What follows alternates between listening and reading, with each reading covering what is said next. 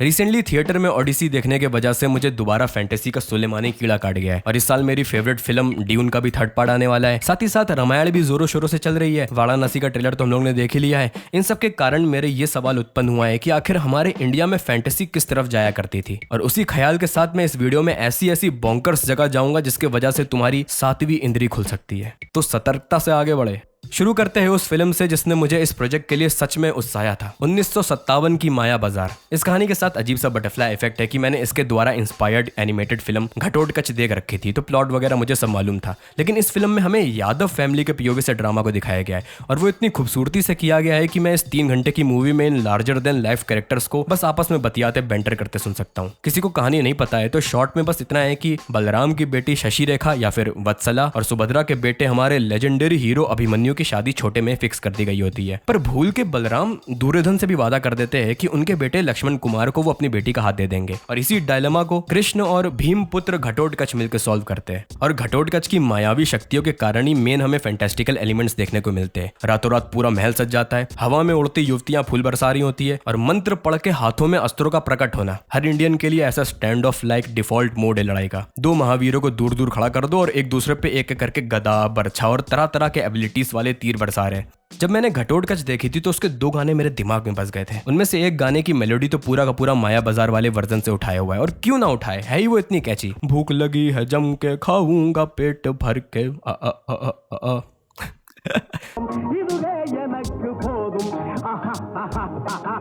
ये गाना मैं चाह के भी नहीं भुला सकता हूँ। और एक दूसरा गाना है जिसे सुनते ही मुझे हंसी आ जाती है।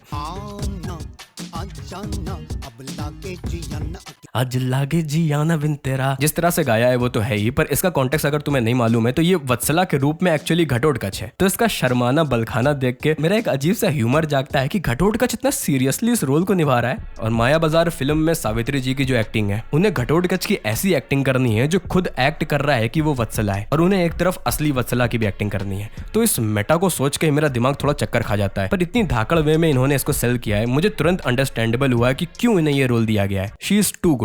मेरा इन इंडियन फैंटेसी में घुसने का एक सबसे बड़ा रीज़न ये था कि मुझे आइडियाज़ मिले कि हमारे ईस्टर्न कल्चर में कैसे मैजिकल एलिमेंट्स को एग्जीक्यूट करते हैं। जैसे माया बाजार में एक शीशा होता है जिसपे देखने पे तुम्हें वो दिखेगा जो तुम्हें सबसे ज़्यादा प्यारा होता है, और फिर एक स्टूल होता है जिसपे खड़े होने पे इंसान सिर्फ सच ही बोलेगा। इनसे मैं फैसिनेट हुआ हाँ, लेकिन माया बाजार का मुझे इतना पसंद आने में उसके फैंटेसी एलिमेंट्स का बहुत कम हाथ है। असली मजा इसका कैरेक्टर ड्रामा में, और मैं उसे केवल एक सीन में बता के आगे बढ़ूंगा। तुम लोगों को कहानी का मेन डायलेमा तो मैंने बता ही दिया है, तो अब ये रहा वो सीन जहाँ पे कैरेक्टर सब एक दूसरे को कन्फ्रंट कर रहे हैं और आखिर में परिवार का बिछो हो जाता है। पहले ये सीन देख लो, अपने आप तुम्हें खूबसूरती दिख जाएगी।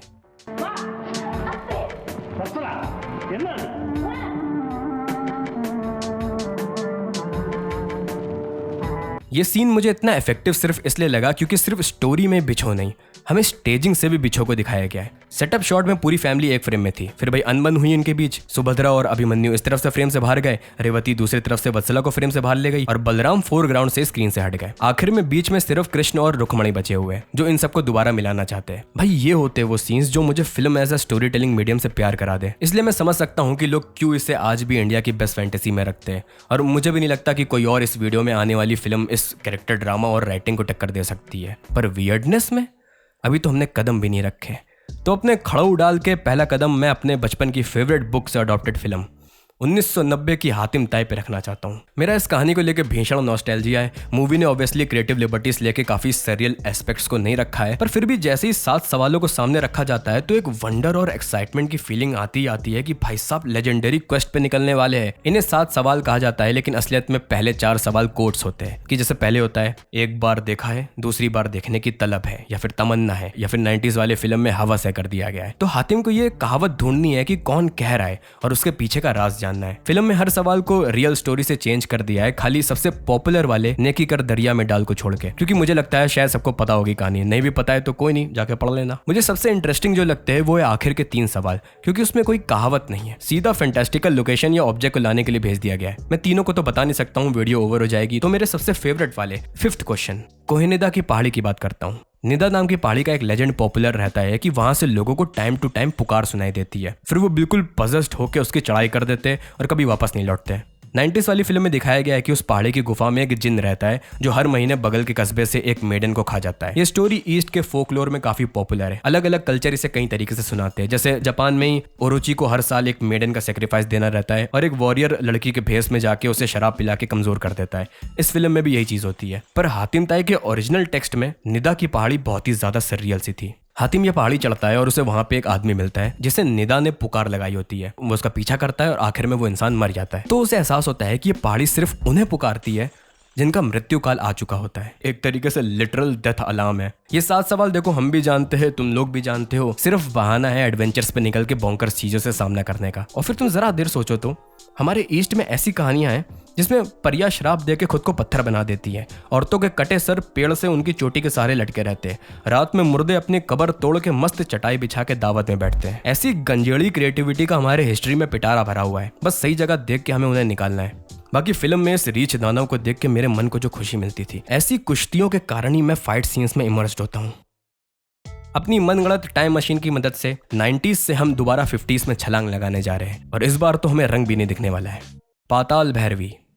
तंत्र विद्या में जिज्ञासा रखने वाले सिर्फ नाम सुन के समझ सकते हैं कि ये मूवी किस तरफ जाने वाली है, और जिन्हें नहीं पता है तो ये वीडियो मैंने इसीलिए बनाई है। इस फिल्म को मैं 3 सेक्शंस में बांटता हूँ। पहले में एक हम्बल बैकग्राउंड से निकले लड़के और राजकुमारी को आपस में इश्क हो जाता है और उनके गुल बहार खिलने को हमें दिखाया जाएगा। फिर राजा को खबर लग गई और बंदिशें बनी। उनका कहना है कि भाई हमारे बराबर या हमसे ज्यादा अमीर बन के आओ, तब राजकुमारी का हाथ खुशी खुशी दे देंगे। दूसरे सेक्शन में एक ताकतवर जादूगर से लड़के को पाताल भैरवी के बारे में पता चलता है, जो कि इस फिल्म के हिसाब से सबसे ताकतवर तंत्र विद्या है और उसके लिए इन्हें उस देवी का डंजन पार करना पड़ेगा। तीसरे सेक्शन में लड़के और जादूगर के बीच फाइनल शोडाउन वगैरह होता है और इस वीडियो के लिए मैं पहले और तीसरे सेक्शन को उठा के फेंक देता हूँ। असली बॉन्कर्स माल वो देवी के डंजन में है। इस डंजन से पहले देखो ये फिल्म काफी फेरी टेलिश, खूबसूरत चमचमाती चांदनी रातें, फूल बगीचे झरने से जड़ी होती है और फिर एक कट में पूरा 180।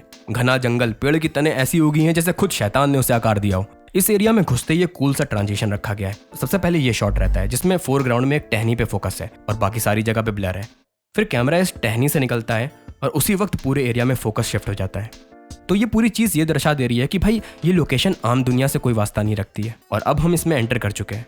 अब इस डंजन के हर एक पड़ाव को पार करने के लिए अलग अलग अपना अपना लॉजिक है। पेड़ से इस आग में कूदो, इस गधे से इस मूर्ति की नाभि पे वार करो, पूजा से पहले तालाब में डुबकी मार के आओ जहाँ पे मगरमच्छ रहता है, और बस आखिर में पाताल भैरवी की मूर्त के सामने किसी की बलि दे दो, तुम्हें विद्या हासिल हो जाएगी। इस आइडल को अपने मत्थे से छुआ के पाताल भैरवी बोलो, सामने देवी प्रकट हो जाएंगी और फिर तुम जो विश करोगे तुरंत मिल जाएगा। इसी पूरे सेक्शन ने इस फिल्म को मेरे लिए इतना कूल सा कर दिया था और डंजन का पूरा set design almost dark fantasy या फिर हॉरर की तरफ गया हुआ है।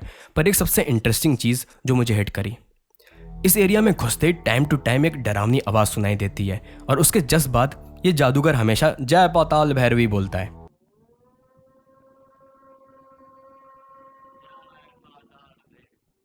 पूरे डंजन भर में कई बार ये आवाज सुनाई देती है और हर बार उसके एंड में ये जय पाताल भैरवी बोलता है। ये चीज कूल इसलिए लगी है क्योंकि हमें कोई भी एक्सप्लेनेशन नहीं दिया जाता है कि ऐसा क्यों करना है और ना इसके ना बोलने के कॉन्सिक्वेंस हमें दिखाए जाते हैं। बस ये इस डंजन का एक वियर्ड रूल है, बाकी सारी चीजें हमारे इमेजिनेशन पे छोड़ दी गई हैं और ये चीज हमें घना ड्रेड महसूस कराती है। इन कहानियों के पैटर्न्स में मद्देनजर डाले तो मैं इन्हें फोकलोर टाइप में टोल्ड की गई फैंटेसी के दायरे में रखूंगा, जहां एक मैजिकल स्टफ का आम दिनचर्या से जुड़ना बड़ी आम बात की तरह सुनाया जाता है। भगवान, श्राप, माया, तिलिस्म, राक्षस सब एक ही दुनिया में मंडरा रहे हैं और ये सब हमारे देश की काफी ओल्ड स्टोरी टेलिंग ट्रेडिशन को फॉलो करती है। और अगर तुम्हें इसको और एक्सप्लोर करना है तो मैं रिसेंटली एक बुक पढ़ रहा हूँ, कथा सरित सागर। इसमें कहानियां बेसिक मिडिवल एज के कोर्ट इंट्रीग से लेके बॉन्कर्स लेवल तक चली जाती है। मैं इसमें मौजूद एक छोटी सी कहानी सुनाता हूँ। एक आदमी को किसी राजा से पैसे लेने रहते हैं और तभी खबर आती है कि राजा मर चुका है। अब इस आदमी को अपनी आत्मा को शरीर से अलग करना आता होता है, तो प्लान ये बनता है कि ये अपनी आत्मा राजा में डाल देगा और राजा बन के खुद को पैसे दे देगा। अपनी रियल बॉडी अपने दोस्त के पास देखरेख के लिए रख देता है। अब राजा के अंदर घुसते ही सभा के लिए तो भाई चमत्कार हो गया, पर मंत्री को डाउट हो रहा होता है और उसने इस आत्मा को शरीर से अलग करने की विद्या के बारे में सुना भी रहता है। तो ये आज के दिन मरे जितने भी लोग हैं उन सबकी बॉडी को जलाने का हुक्म दे देता है और अब वो आदमी राजा की बॉडी में फंस गया है और उसे ही अब सारा राज्य संभालना है। इतनी आउट देयर प्रीमाइस से स्टोरी चालू हुई जिसकी वजह से अब one of the major plot line चालू हो गई है। कथा सरित सागर ऐसी किताब है कि हर पैराग्राफ में एक नई अकड़म बकड़म कथा चालू होती है। मेन कैरेक्टर ने किसी को अपनी अजीब कहानी सुनाई, उस कहानी के अंदर एक कैरेक्टर होगा जो जाके किसी दूसरे को और अजीब कहानी सुनाएगा और ऐसे कहानी के अंदर कहानी चलती रहेगी। फिर 3-4 लेयर्स के बाद दोबारा हम अपने मेन कैरेक्टर पे पहुंचेंगे और फिर सब चीजों का सेंस बन जाएगा। इतना सररियल स्टोरी टेलिंग स्ट्रक्चर है, ध्यान नहीं दे रहे होगे तो मेटा के अंदर मेटा तुम्हारा दिमाग बौखला देगा। तो किसी को हमारे इंडियन फैंटेसी के रूट्स देखने हैं कि भाई उस जमाने में गांजे की ताकत किस तरह पे हुआ करती थी, तो कथा सरित सागर में डूब के कुछ महीनों के लिए अपनी सांस रोक लो। और अगर तुम राइटर हो जिसे हमारे कल्चर से इंस्पायर्ड होकर फैंटेसी लिखना है और जिसे रामायण या महाभारत के अलावा और कोई स्टोरी का रेफरेंस नहीं है, तो ये किताब सिर्फ और सिर्फ तुम जैसों के लिए बनी है। फूंक लो उसको जाके। अब देखो, वीडियो का वो समय आ चुका है जब मैं तुम्हें अपना मेन ट्रम्प कार्ड दिखाऊं। अभी तक की वीडियो में की गई बातों को उठा के मिक्सी में डाल के ग्राइंड कर दो और फिर जो हौच पौच उभर के आएगा वो है इंडियन सिनेमा की मोस्ट अनहिंज्ड फैंटेसी, अजूबा।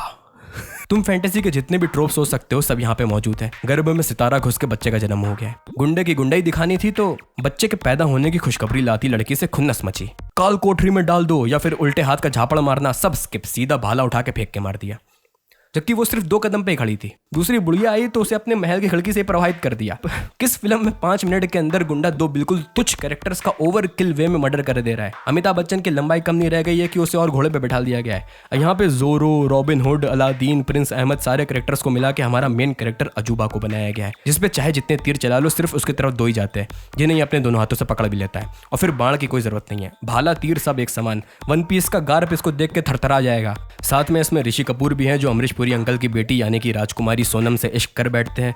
और राजकुमारी का भी फ्लर्ट करने का अलग ही तरीका है। बंदा बाथरूम में घुस गया है तो शर्माना होना चाहिए ना, पहले कहा कि ऊपर जो शीशा लगा उससे देखो उसको, और फिर अपने वस्त्र फेंक दिए। इस एरा में हमें पैदा होना चाहिए। खैर, इस फिल्म में फैंटास्टिकल चीजें तो जैसे रोजमर्रा का घर घर खेलना सामान है। उड़ती चटाई, अमरता का तावीज, जादुई तलवार जिसे सिर्फ शाही खून ही निकाल सकता है। सीन में उड़न खटोला ऐसे बिना कोई एक्सप्लेनेशन के उड़ा दिए जाते हैं जैसे हाँ और क्या, इट्स अ नॉर्मल थिंग। सबसे सरियल चीज मुझे वो लगी कि भाई विलेन हमारे हीरोज की पार्टी को एक आइलैंड में कैद कर लेता है और वहां पे समुद्र से ऐसा खूबसूरत खूंखार प्रैक्टिकल इफेक्ट से बना केकड़ा आके उनकी जंजीरें तोड़ के ओके बाय करके चला जाता है। तुम पूछोगे क्यों, क्या, कैसे? मैं कहूंगा हाँ और क्या, क्यों नहीं। तुम ये समझो कि हर बेसिक सीन में कुछ ना कुछ क्रिएटिविटी भरी है। बेसिक गुंडों को बुलवा के लड़ाई करवा सकते थे, पर नहीं, यहाँ ये कूल लोहे का पंजा दिखा दिया है। लड़की को चाबुक थमा दिया और बेलमोंट के खानदान वाले इनसिक्योर हो गए। बेसिक हीरो का विलन के अड्डे में जाके धावा बोलना था। राइटर ने बोला कि आओ इस सीन में ढेर सारी घंटियां लगा देते हैं और इन्हीं से झूलते झूलते ही सारे मुस्टंडों को मारना है। इतना रेस्ट्रिक्शन हम सिर्फ छोटे में ऊंच नीच खेलते समय फील करते थे। इस सीन को देख के स्पाइडरमैन और नागराज दोनों दूर खड़े होकर स्माइल कर रहे होंगे। और देखो, फाइनल मेन बॉस की तो बात करनी है। उसके बिना अजूबा फिल्म अजूबा नहीं है। ये काइजू मॉन्स्टर। तुम्हें और क्या ही चाहिए किसी फैंटेसी मूवी में। जो जो सोच सकते थे उसके आगे भी एक लिमिट लगा दो और ये फिल्म उसको भी चीरते हुए चली गई है। तुम बस सोच में एम्बिशन देखो। बैकग्राउंड में काइजू मॉन्स्टर को रख के हीरो विलन की नॉर्मल फाइट करा सकते थे, पर फिल्म मेकर को हुआ कि नहीं, फाइट में भी कुछ क्रिएटिविटी होनी चाहिए, तो उड़ाओ कालीन और उड़ते कालीन में मल्ल युद्ध होगा। मैं देखो इधर बस इतना कहना चाहता हूँ कि हाँ, इस मूवी का प्लॉट बहुत ही क्लीशे चोजन वन स्टोरी है और वही वजीर विलन है, किंगडम हड़प लिया है, पर जो आउटलैंडिश मैजिकल एलिमेंट्स को बिल्कुल जैसे नॉर्म बना दिया गया है, जैसे हर एक सीन में एक अजीब चीज रखना ही इस फिल्म की लैंग्वेज हो और जिस सिंसियरिटी और चाइल्ड लाइक वंडर से उसे प्रेजेंट किया गया है। मुझे नहीं लगता कि ऐसा कुछ हमें आज के जमाने में इंडियन सिनेमा में मिलने वाला है और मुझे चाहिए भी नहीं, क्योंकि इसी कारण अजूबा सच में अजूबा सी फीलिंग भी देता है। आगे मैं बस इतना कहना चाहता हूँ कि पिछली वीडियो काफी को पसंद आई है और कई नए लोग इस चैनल से जुड़ गए हैं। होप ये वीडियो भी तुम लोगों को एंजॉयबल लगी हो और हमारे पुराने सब्स को धन्यवादम जो अभी भी मेरे द्वारा बनाई गई ऊट पटांग चीजों को शिद्दत से देखते आ रहे हैं। बाकी मैंने अब डिसाइड किया कि अपना इंस्टाग्राम थोड़ा सा एक्टिव कर लूँ, जो कुछ भी देख पढ़ खेल रहा हूँ वहाँ उसका अपडेट देता रहूँ। और मुझे कुछ लोगों ने डिस्कॉर्ड सर्वर बनाने को बोला था। आई एम लाइक, मैं बना तो दूंगा पर मुझे नहीं पता कि उसे कैसे मैनेज करूंगा और उसका like at the end of the day मकसद क्या होगा। इन दोनों सवालों का कोई मुझे जवाब देना चाहे तो कमेंट में लिख दे या थोड़े दिन मुझे और दो। Let me think about it. बाकी इस वीडियो का खात्मा होता है। मिलते हैं अगली वीडियो में किसी नए बड़मपने के साथ। तब तक के लिए बाय।